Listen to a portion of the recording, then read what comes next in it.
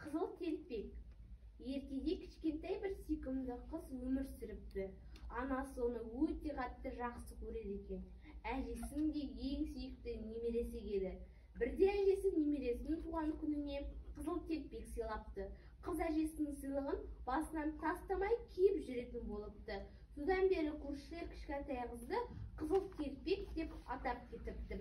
Бір күні анасы бәліш пісіріп қызына әжесіне апарып қал жағдайын біліп қайтуды сұрайды. Сөйтіп, анасының сөзін екетпейтін қызыл телпек әжесіне аттанады. Оған әжесі тұратын ауылға жету үшін орман арқылы өту керек еді. Қызыл телпек орманда жалғыз жүрудің қаншалықты қауіпті екенін білмеді. Сондықтан ол өлең айтып, гүл теріп, асықпай жүрді. Бір кезде орманның ішімен келе жатқанында қыздың алдынан бір қасқыр шыға келеді. Қызыл телпек, сен қайда барасың? Деп сұрайды қызды жегісі келген қасқыр.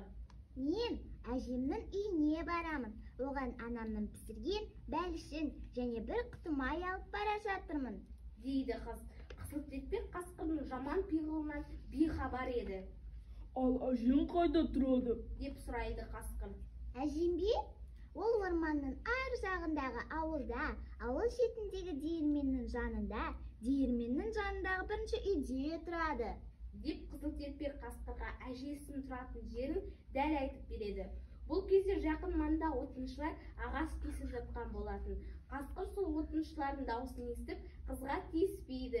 Қызыл телпек әжесінің тұратын жерін біліп алған, ол алдымен әжесін жемек болады. Жарайды. Мен де сенімен бірге сол ауылға барып, әжеңнің жағдайын сұрап қайтайын. Кел, екеуміз жарысайық.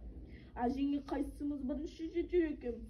Сен мына жолмен жүр, мен ана жолмен жүрейін. Деп қасқыр өзіне ауылға барар төте жолды таңдап алады. Қасқырдың ұсынысына келіскен қыз ұзақ жүретін жолға түседі. Ол жол-жөнекей асықпай гүл теріп келеді. Ал қасқыр алдын артына қарамай тура ауылға қарай бет алады.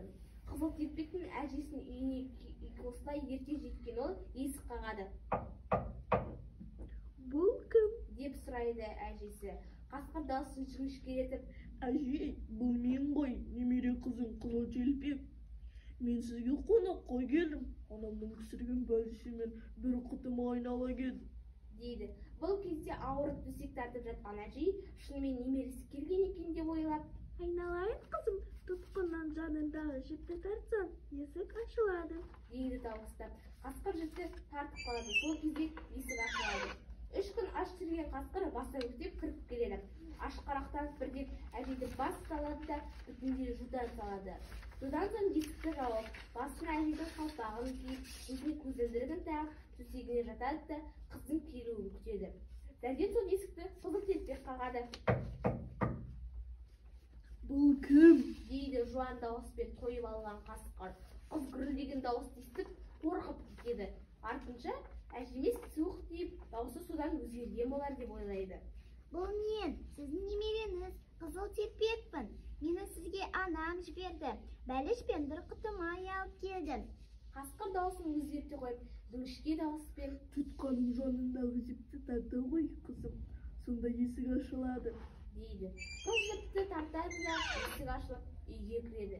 Көрпемен бүркеніп жатқан қасқыр оған, қызым, себетті үстіңнің үстіне қойып, өзің менің қасыма кел, дейді. Қызыл телпек бәліш пен май құйылған құты салынған себетті үстелдің үстіне қойып, қасқырдың жанына жақындайды.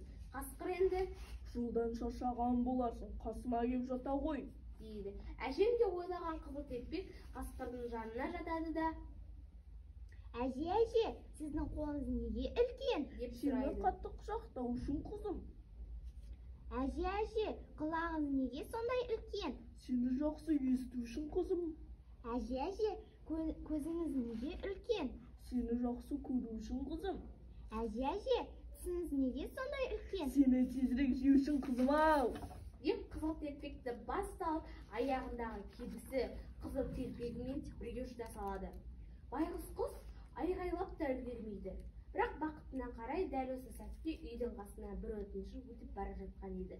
Отыншы қасқырдың дауысын естіп, үйдің терезесіне қарайды. Үй ішінде төсек орнынан қозғала алмай жатқан қасқырды көреді. Оның қампиған қарнына қарап, не болғанын бірден түсініп қояды. отыншы жыртқышты ұстап алып қарнын жарып жібереді.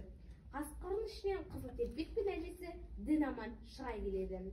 Отыншы қасқырдың қарнын қайта тігіп бос қоя береді. Қызылтепек пен әжесі отыншыға алғыстарын білдіреді.